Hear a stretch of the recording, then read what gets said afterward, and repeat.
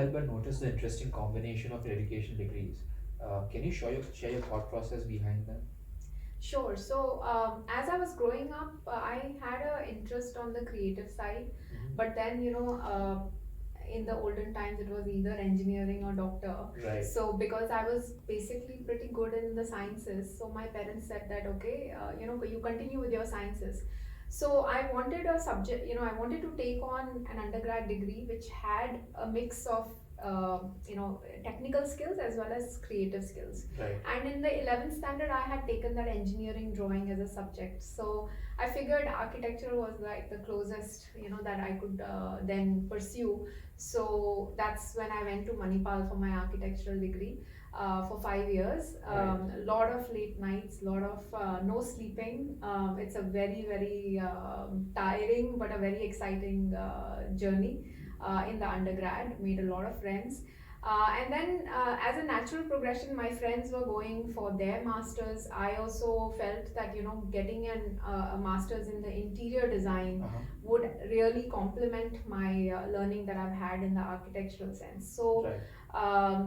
I also decided to pursue my master's in interior design and went to Drexel University. Was this soon after your architectural degree? Immediately afterwards. Okay. So it was pretty much a natural progression for Right. me. So It's been in India, like yeah, you finish your exactly. undergrad and move on Yeah, to masters. yeah. Right. And you kind of get and influenced by the company you keep. So Right. all my friends were going at that time, so I also decided that okay, let me also go ahead and pursue.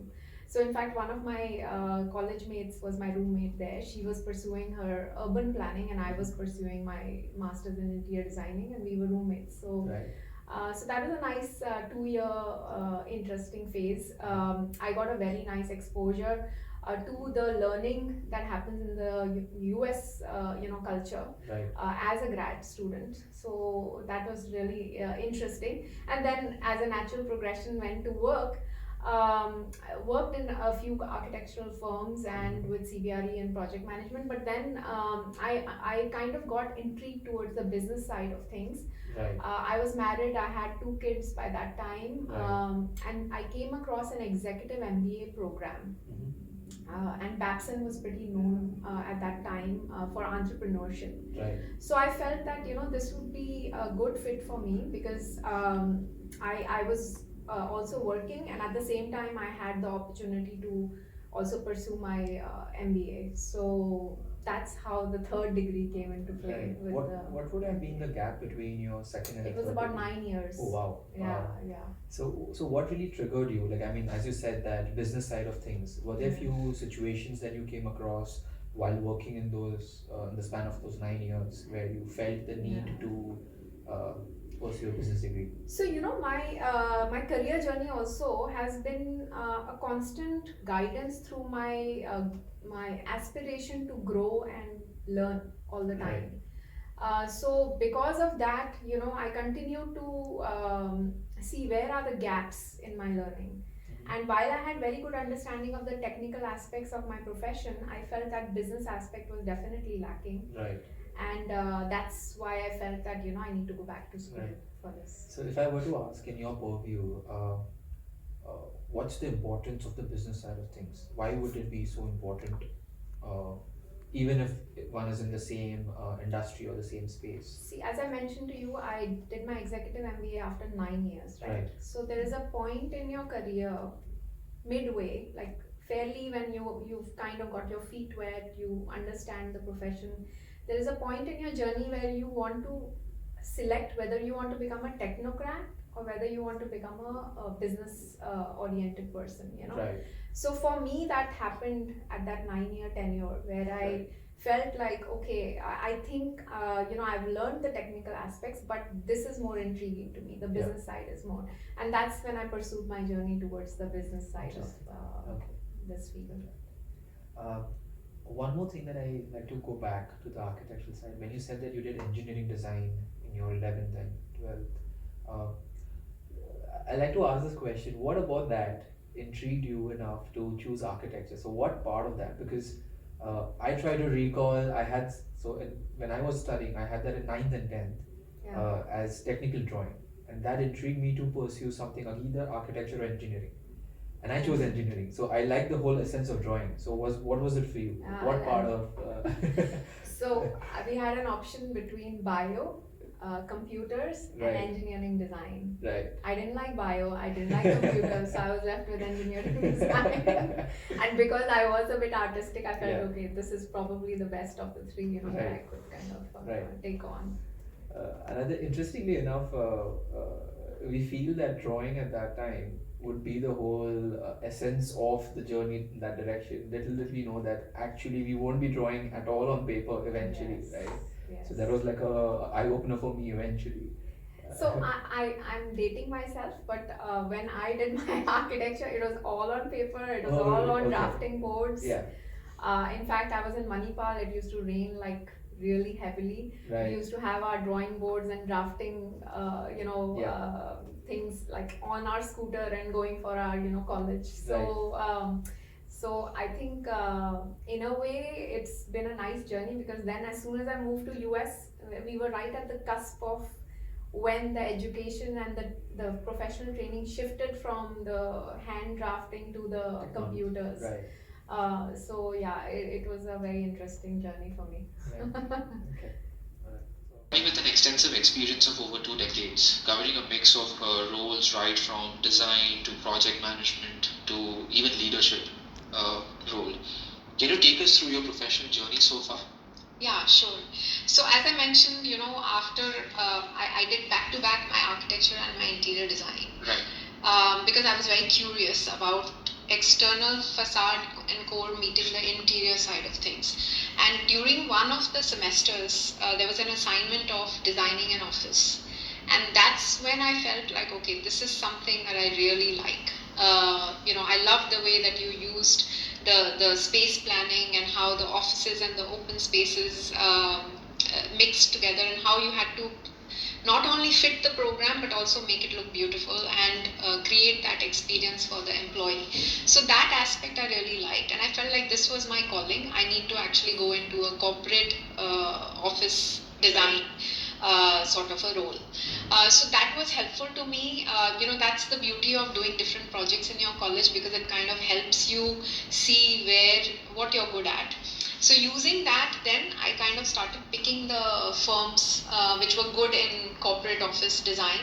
I picked some top firms. I applied. I was in the northeastern US region at that time, Right. in Philadelphia. So I got a job in Princeton, New Jersey, and for one of the largest firms at that time. And I went as a design intern. And I kept a very open mind when I went there. I was there to really learn all aspects of a project. So, and being in a large firm actually gives you that exposure. Right. So I was there for a short period of 1.5 years, but it allowed me to work on projects like corporate office. It also helped me, from doing punch lists of closure of a office, or from pulling the furnishings of, the furniture and the finishes, and even just putting together the CAD drawings of a good for construction drawing. I mean, it gave me like a complete flavor. Right. And since it was a large firm, while I was working on corporate offices, I also got the exposure to work on a university library project, or different types of like a hospital. So it further kind of justified to me that the office is the one that I like, and this is where I need to continue to grow in that sector, Right. that market sector. Then, of course, in parallel in my personal life, I got married. My husband was in Boston, so I had to move to Boston, and luckily I got another very good opportunity there for a large, reputable firm, and I joined there as a designer. And when I was there, again, that company landed a really big, very prestigious project of that time. It was a big pharma company. Okay. And they were coming up with a very radical idea of combining offices and labs in the same space. Traditionally, there used to be an office space, your front office, and then there was your lab, in the boonies somewhere. But this is a very radical concept of having it right in the center of Cambridge, in Massachusetts. So that allowed us to really take that client brief and start working into some innovative solutions, for the client, and create an idea. And then not only that, they also wanted it done because they wanted that speed to market. So they wanted it done really quickly. So I was put as part of the team in charge of one aspect of completing those drawings. Right. If I may, Yeah. when you say quickly, if you just to get a perspective, what would be the time span that you all had to work with? Yeah, so it was like a 200,000 square feet project, and we had to, from start to finish, it was to be done in 6 months. And in US, that is like fast track. In India, we can still think of it, but in US, in that time, it was considered like really fast track. What would be a standard timeline? Standard timeline during that time in the US for that kind of project would be at least 10 to 12 months. Wow. So like almost half. Yeah, and that too for a radical design like that, which has not been tested. You need to do mock-ups. Yeah. You need to. We were using some very innovative materials also. The whole point was that you had to create these. The collaboration space idea. Right. Was not. It was new at that time. Right. It was a concept of closed offices. So here we were not just doing closed office and open areas. We were doing lab and offices and collaborative spaces. Yeah. So it was a very interesting journey, and I was learning a lot. And being a fast track project, they needed a lot of people. We made a lot of mistakes. I won't lie. But if you are ready to learn, you're also ready to make mistakes, and you're ready to again grow from that experience. So that was a very interesting phase of my career where I learned a lot. And then there are, as an architect, you have your ebbs and flows, right? You will be very busy at one point, and then you will become relatively free. You will get a very awesome, amazing project, and then you will get those vanilla type projects, right? So we did have those lulls during my career also, but then during those times I would look at opportunities to how I can add some value. So I would start developing a CAD library, for the company, or I would start to learn how to do business development and expand my network. And that's when I got the flavor of the importance of building a network, and the importance of being out there and being client facing. And I felt that I had spent a good amount of 3 years there, so I felt it was time to now move on and go to a smaller firm, so that you get a chance to really own it, all the aspects of a project, from pre-lease to business development to owning a client relationship and delivering it for them. So that's when I joined another company in Boston, which was a 20-person firm actually. I went from a 120-person firm to a 20-person firm. And over there, I started to work on multiple assignments. I was a project director of interiors over there, working only on corporate office projects and on multiple assignments. And those relationships were my relationships, as in I had to own them. I was responsible for those relationships and those client outcomes. So that's where I felt like I really had to stretch myself and get out of my comfort zone and learn like on the go. During that time, there was this lead AP that had come out, Leadership and Engineering Efficiency Design. Okay. So that's I started studying that. I became certified in that. Can you tell us a little about that, as to what is it about? So it's about energy efficiency in your projects. So depending on different aspects of energy efficiency, whether it is water, air, lighting, you get points. Okay. Also sustainability, how close you are to a public transport, air quality, water quality, you get points. And depending on the points that you build into your design, you get a certification, whether it is bronze, silver, gold, platinum. And then of course government gives you, or not only you save on your operational costs, but the government also gives you some subsidies if you show that. Is there a dealing with the carbon footprint? Yes, it is. Yes, it is. Of course, now we have well certification and other aspects also. But at that time, this was the first initiative that had come out towards energy efficiency. What year would this have been? This was around 2004, 2005. And at that time, it had come out only for the core and shell, just for the building. Then slowly it started, moving into interiors and restoration buildings and things like that. So that first time when it had come out, I had done that exam.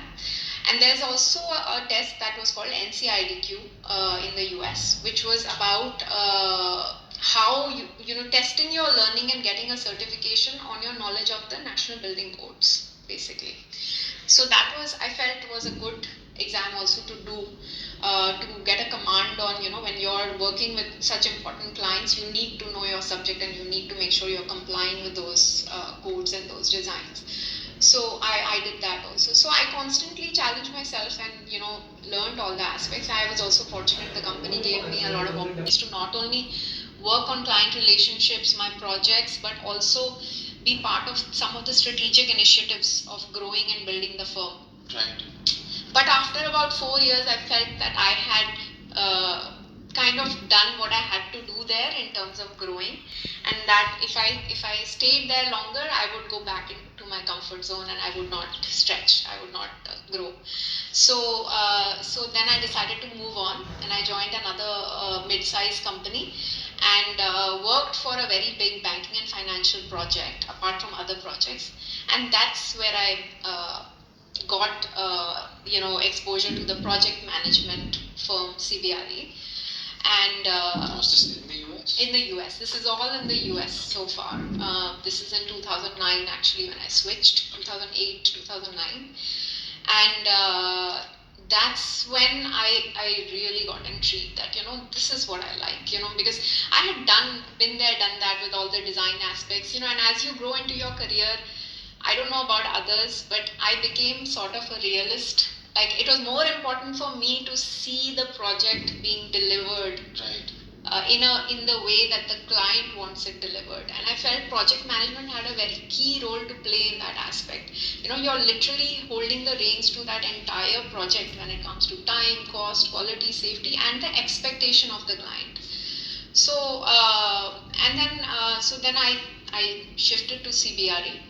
I worked for 2 years while I'm doing my executive MBA at Babson. And in 2012, as a family, we made a decision to move back for our family. And because I had built those connections, with CBRE and otherwise, in the US, CBRE asked me to continue working in the Mumbai office. I took on that account role for them. The role was to again continue building relationships. And then as I came and I settled, I expanded my network here, and I also built a lot of relationships, grew in the role. CBRE allowed me to literally, and I must back up. I mean, because I had done my MBA, I started applying those skills, to parallel to my work. So for me, it was a completely new playground, right? Like, I moved from 2012, I have shifted my complete market setting. I have shifted from architecture to project management, right, and I have acquired the business skills. So now I have technical skills of architecture, I have the, an interior design, and I have the business skills, and I have also worked as a project manager. So I brought all those skill sets, but to a completely new market setting. right. But what did I have to lose, right? So I just took it as a challenge, and I went out there and I thought that, okay, let me just apply whatever I've learned.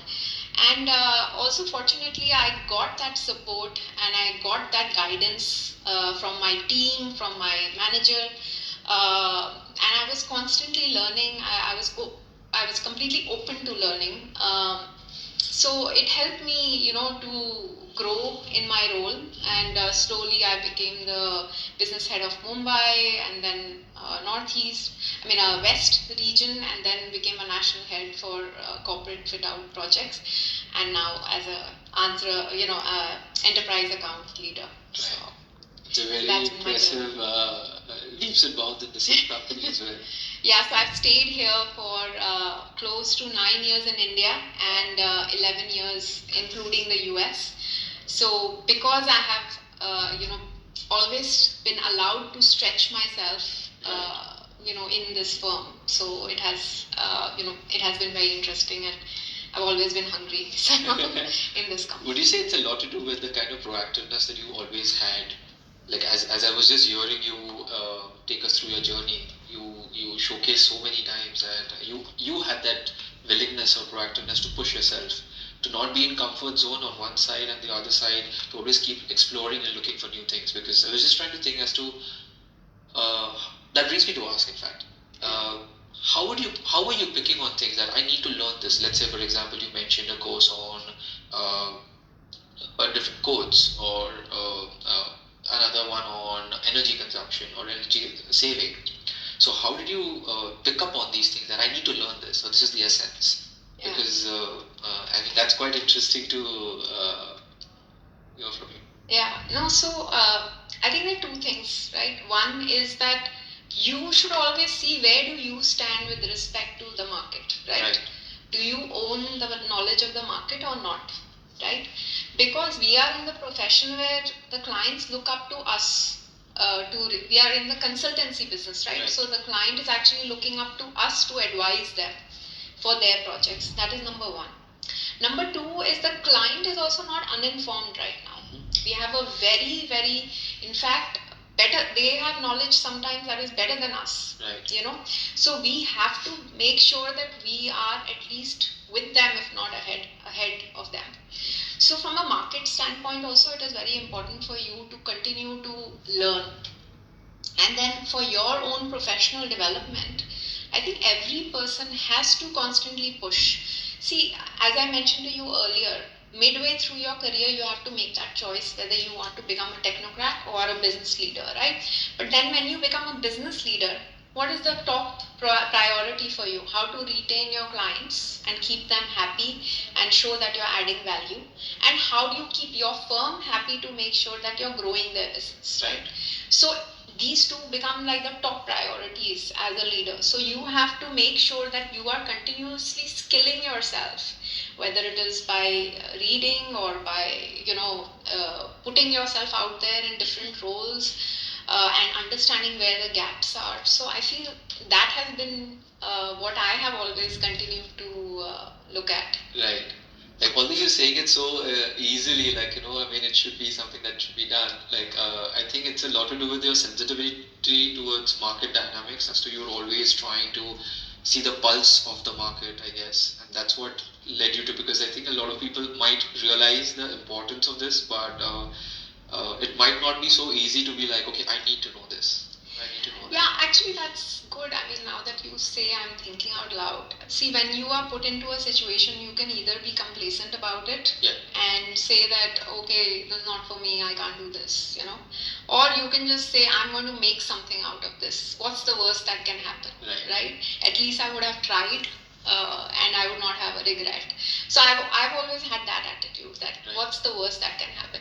And ultimately, people are nice, right? I mean, if you show that genuine interest to learn, and if you show that you care about their success, I'm talking in a project setting or a business setting, people will come together and they will collaborate.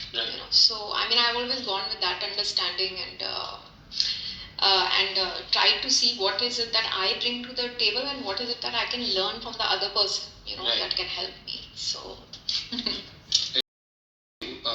to share one advice that you have received, which has played a key role in your own professional career, what would that be? Yeah, so even without me knowing, I feel like my dad has played a big role for me in my entire career, because I still remember, like, whenever I have to make a decision, I get flashbacks that we're sitting around the table having dinner, and then my dad is talking about his day, and he's talking about his past experiences, Right. and he's talking about what decisions he made, why he made them, what were some of his compulsions, how he had to pick between, what is the best decision versus a bad decision. So, things like that. I mean, I feel it is so important to talk to your kids about your own journeys, struggles. Right. It seems like a very filmy thing, you see in the movies your grandparents and parents talking about it, and you're like, oh God, here he goes again. But honestly speaking, subconsciously, it does kind of help you and plays a role. So I feel those kind of conversations have guided me a lot, and because I heard those conversations, I kind of knew that if this situation arises for me, he's the one who I can go to ask for that advice. So and luckily for me, I mean, my dad was also in a service sector. Okay. And I'm also in a service sector, so he kind of understands the nuances that play, in our industry in a way. So, so whenever I'm kind of stuck somewhere, whether it is a career decision or whether it is a decision between a right and a wrong, I will always bounce off of him and and then make a decision. And then on the other hand, I have my husband who's like the devil's advocate. So if I want to get a very harsh decision, kind of make me be honest, then I ask him. So I have a very nice kind of a balance between my dad and my husband when I have to go for some advice. So it has really worked well for me so far. Okay. Would you be able to share a little background about each one of them as to what exactly were they involved or are they involved in? So when I moved to India, so this is a very unorganized sector, right? Right. And plus I was really, it was a culture shock for me, to be very honest. I have never lived in India. I always grew up in the Middle East. And I grew up in the Middle East. I only came for that 5-year stint to Manipal to do my architecture, and then I went to US. Right. And then I stayed there. So I moved back in 2012, and it was like a complete culture shock for me. So during that time, as I was maneuvering my way to create that balance between the US culture, work culture, personal culture, and then the India professional culture, even the construction site culture, and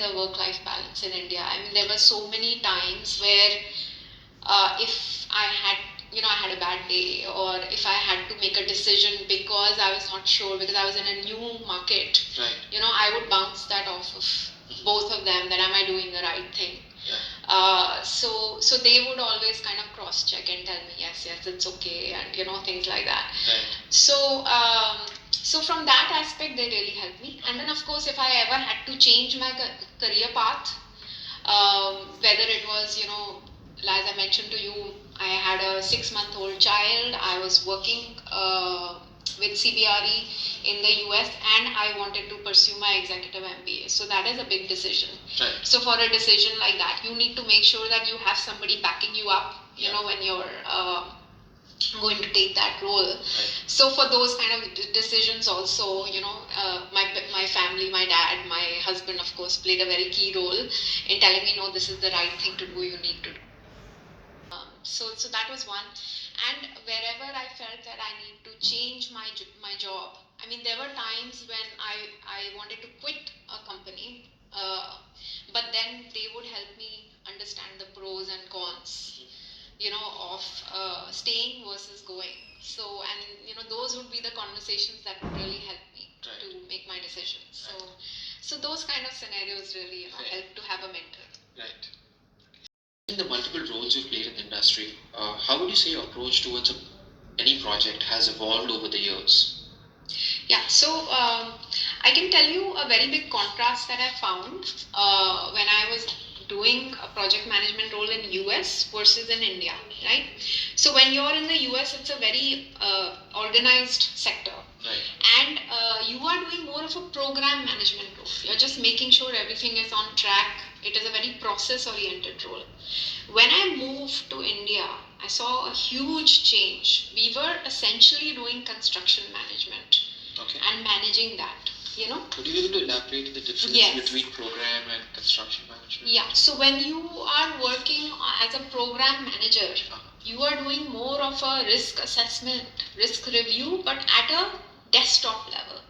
You know, you're having conversations with the vendor, with the contractor, you're going on site once a week, you're checking is everything is okay. So in the US, for example, I was program managing a project of about, say, 100,000, 150,000 square feet alone. Wow. Can you imagine doing that in India? You cannot do that in India, right? In India, for a 100, 150,000 square feet project, you need an administrator, you need a cost manager, you need a project manager, MEP manager. You know, you have these various facets that come together to actually. You need a safety manager, you know, a supervisor, all that stuff, right? I came here. It was a very different understanding of the market for me, you know, because I was like, oh, we don't do GC model here, you know, we don't do lump sum contracts here. So understanding that and knowing that this is the skill, this is the amount of skill set you require to actually govern and manage a project in a good, you know, in a efficient manner was an eye opener for me. And but at the same time, it was a huge opportunity because I brought that knowledge from here. So while I was very process oriented and very rigid in my thinking, I kind of brought those processes, those that rigor that needs to be there, you know, from that exposure to a project like this. That bringing that very authentic discussion with your client, with your vendors, with your contractors, to say that it's okay to say that these are the challenges, these are the, you know, dependencies, but don't worry, we will build that into the program. You know, we will make sure that we are watching it like a hawk. We will have plan A, plan B, plan C, you know, to make sure that, you know, we keep you abreast. See, even for any personal work also that we have, a project that we undertake, it is important that we know what are the risks, right? As long as we know the risks, then we know we can overcome it. So I think bringing that culture, bringing that process to the entire management of the project was very fascinating and interesting for me to really help, you know, put that into place. And I would say I'm not alone. I think we as an industry have come a long way, and I think we've come to a much better place than we were before, because I mentioned the client is also very well informed now, you know, so they themselves know to build those kind of contingencies in. So short answer is we have to stay very nimble and flexible, build those flexibilities into our program, and at the same time over communicate, you know, on what is the good news, what is the bad news, you know, and how are we managing it. I think the essence is that if you have clarity of what the client wants, number one, you need to have clarity. What is the client actually asking? Are you asking me that, you know, what is the business idea behind doing a project? Is it to go agile? Then it's a very different way of working. Is it to have the first movers advantage because your lease is expiring or whatever the case is? Or is it that you are consolidating? What is the business rationale behind that project, you know, that the client is actually building? If you understand it from that perspective and then approach the project, you know the client's trigger points, you know what is important to that client, and what is it that we can still track it as a risk and, you know, do our best. So I think having that kind of mindset and that kind of understanding really helps, and that has been my approach, you know, to create those kind of outcomes. What is your personal philosophy when it comes to managing organizational functions? Yeah, so as you would have guessed, my personal philosophy is always focus on the big picture and then work backwards, right? So I believe, first of all, I think all of us believe now, last 15 months have proven that change is the only constant. So which means that in order for us to keep embracing that change, we have to make sure of the fact that we need to collaborate, Right. and we need to communicate. So how can we do that? For one, I think we as Indians work very hard, but I feel we need to work smart. Okay, so collaboration is a very important piece in that. So we need to make sure that we are constantly looking at ways to work with each other. So let me give you an example. So say I have worked on 4 or 5 projects, right, in the past. I'm sure there are learnings and there are best practices, there is knowledge that is gained from those 4 or 5. Why do we need to reinvent the wheel, right? Right. All we need to do is collaborate and communicate with each other, right? And make sure that we get those learnings. Yeah. And then we are, using those learnings to cross-pollinate ideas and to, bring it forward to other projects. Yep. That's what creates the market trends, right? So even when it comes to change, I mean, change is not just taking it lying down. Change is also looking at what's coming ahead. It's also looking at, okay, how is the market shaping up? Yeah. What is it that I need to be ready for? And I think we are in the best place right now, because India is the most dynamic market that we know. So, just recently I was talking to somebody and we were discussing that a lot of organizations are now looking at taking pledge towards their carbon, reducing their carbon footprint. Right. So this is the next technology. This is the next ask that the client is going to be, building it into their project plan and into their organizational plan. So that's the big picture, right? Yeah. So you have to look at that big picture and then work backwards how we as an organization need to be ready for that ask, when we start building our projects. So that's what I feel is my philosophy. Fair. Ask you to share the most challenging period of your career. What would it be? Yeah, so like any woman, I would say that one of the challenging period is when your family is growing and at the same time you have your career aspirations. So of course that was one of the challenging period in my life too. When I as I mentioned, I had 2 kids. I was working and I was looking at pursuing my educational qualifications. But apart from that, I feel when I moved back to India in 2012, to a new setting, to a new market, personally and professionally for me, I thought that was in my life and in my professional and personal life, I felt that was the biggest challenge for me. I did have a lot of support organizationally also and in my family also to make sure that I overcome and then having that attitude of can do and do or die. So I think that kind of helped. Right. So I feel and I tell my kids also, like, always look at the glass half full.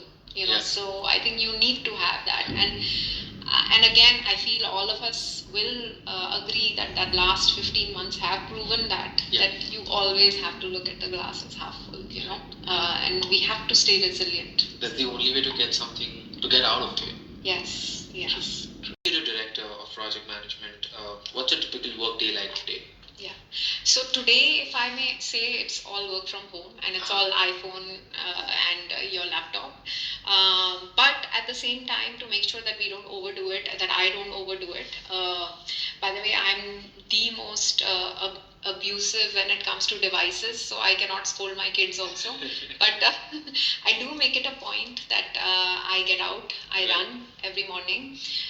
So because I really need to clear my head, and that is the time when nobody really disturbs me. So in the morning, I do make it a habit that 1.5 hours is me time when I'm exercising.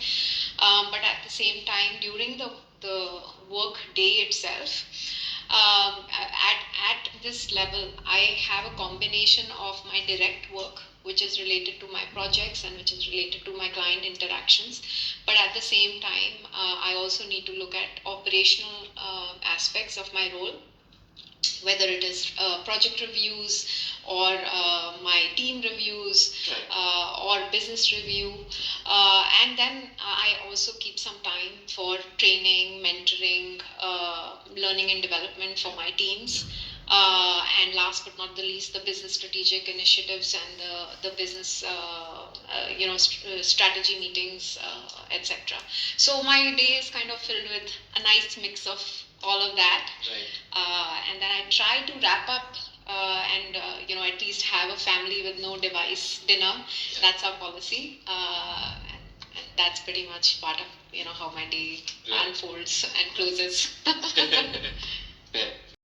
What is your own personal method of staying updated with industry advancements? Like, what's your personal regime like today?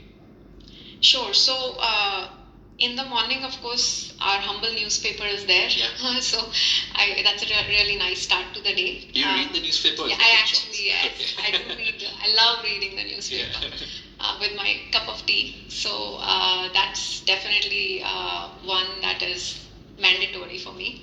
Apart from that, of course, we do have the Harvard Business Review, the TED Talks, the social platforms. Right. As I mean, there is so much knowledge, right now for us. And I am quite keen to read books on leadership development. Also learn from some leaders, their biographies. So I love, reading those kind of books as well. So some of my favorites are Ride of a Lifetime by Robert Eager. And so it's a mix of reading books. It's a mix of looking at the social platforms, TED Talks. But typically, I do have those associations, the RICS, the CoreNet. Right. And the likes. So we need to constantly stay connected also with our vendors, our contractors, and our clients. So I do have, as an organization, we set up these roundtables and these. Come together events where we exchange ideas and get their perspectives. So I mean that's a nice mix of getting a very nice wholesome perspective on Right. how the market is going. Right. But on a personal level, would you follow a specific regime, like an everyday regime that you probably, like as you mentioned, Harvard Business Review, or maybe like reading a book at a particular period of time? Do you like have a regime that you follow every day? Yeah. So when we were not in the pandemic, I used to travel a lot. So typically my reading was actually much better and much more in the plane because nobody can disturb you at that time. So that was my reading time actually. Weekends are typically my social platform. TED Talks, Harvard Right. Business Review. I mean those are the times which I used to spare for that. But now, honestly speaking, weekdays are completely swamped. So apart from the newspaper and the basic social media article reading, weekends are left for that kind of indulgent reading. Because as I said, my interests lie more on the motivational reads and the leadership development kind of books. So for that, you need to really be alert and mind space as well. Yeah, in that mind space. So yeah, I kind of leave it to the weekend. Right.